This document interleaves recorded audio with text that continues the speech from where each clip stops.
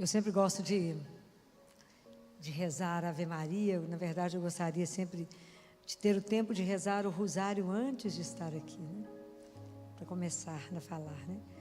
E tem histórias belíssimas sobre isso, né? E São Domingos foi um grande pregador, né? Grande pregador. E ele rezava o rosário antes de começar a falar. Vocês imaginam, um dia ele estava em Paris, e lá na Notre Dame, catedral, ele lá dentro rezando o rosário, a igreja lotada, e só tinha os grandes catedráticos no dia, só o povo das universidades estava lá. São Domingos preparou um trecho, ele prepara uma pregação, né? Porque aqui a gente faz uma meditação, é completamente diferente, né? Então preparou aquela pregação, estava lá rezando o rosário, quando Nossa Senhora entrou onde ele estava. Pode imaginar? Era para acabar de ficar morto, né? Antes de lá falar. Nossa Senhora falou com ele assim: Domingos, deixa eu ver o que você preparou. Vou morrer, não? Ele mostrou, ela olhou, falou com ele: muito bem, Domingos, está muito bom o que você preparou, mas na verdade eu quero que você fale isso aqui para eles. Era sobre o rosário.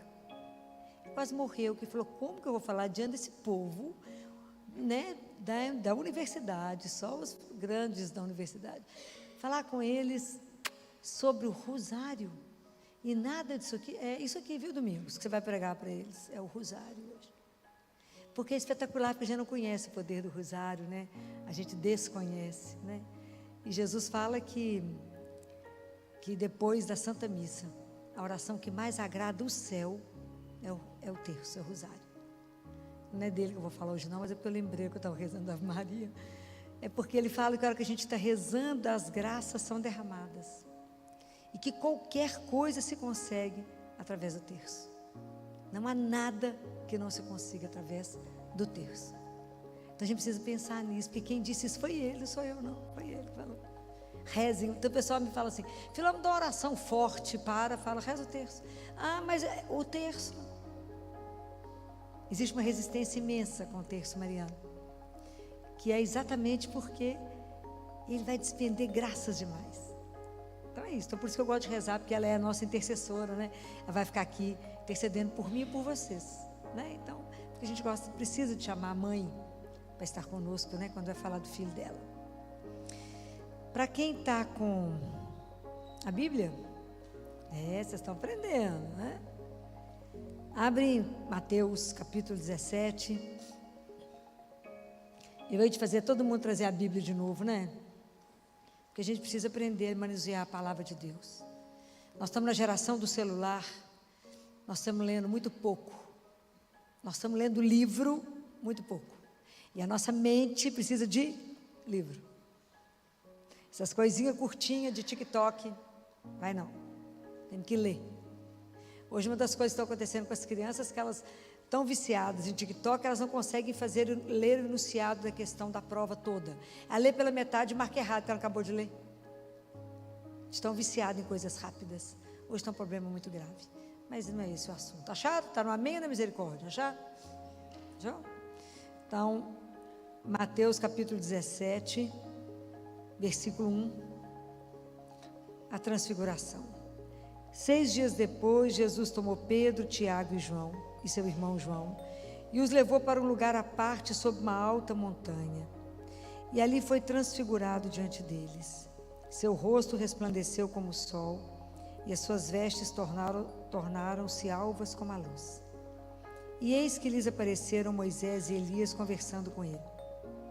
Então Pedro, tomando a palavra, disse a Jesus: Senhor, é bom estarmos aqui.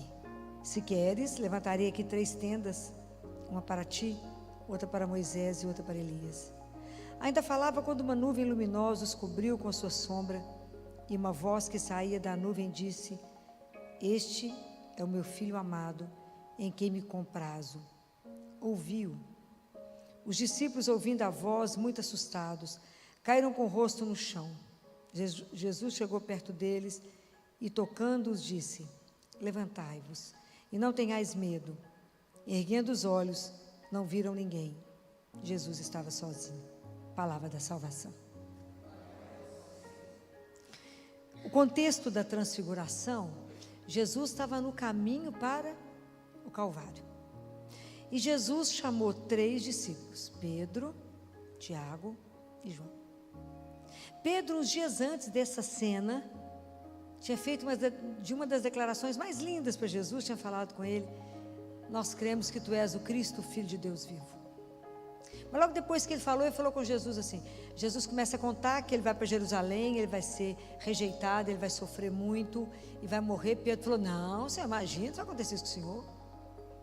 Porque ele tinha medo não só por Jesus, mas por ele. Porque o seguimento de Jesus não é brinquedo. Ele falou: o quê? Se vai acontecer isso com ele, vai acontecer conosco. Imagina, vamos ficar aqui tudo bem, todo mundo tranquilo, fica pensando nessas coisas, né? E Tiago e João tinham brigado pelos primeiros lugares. Então vocês imaginam que a turma estava caminhando com Jesus igual a gente e estava completamente equivocado sobre ele e sobre o que era caminhar com Jesus, né? Completamente equivocado. Mas vocês vão ver que é tão interessante que os mesmos que Jesus pega para levar na montanha da transfiguração é o mesmo que ele leva para a desfiguração. São os mesmos 3. Por quê? Na nossa vida, os seus amigos que te sustentam na alegria deveria ser o mesmo que te sustenta no sofrimento. Às vezes não é, né? Às vezes é só sofrer, a turma vaza, ninguém nem pergunta se você está bem ou não.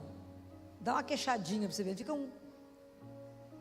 encontra com alguém, pergunta: tudo bem? Você fala: não está muito bem. Ela fala: então depois eu converso com você, Deus vai te ajudar, porque eu estou com pressa agora.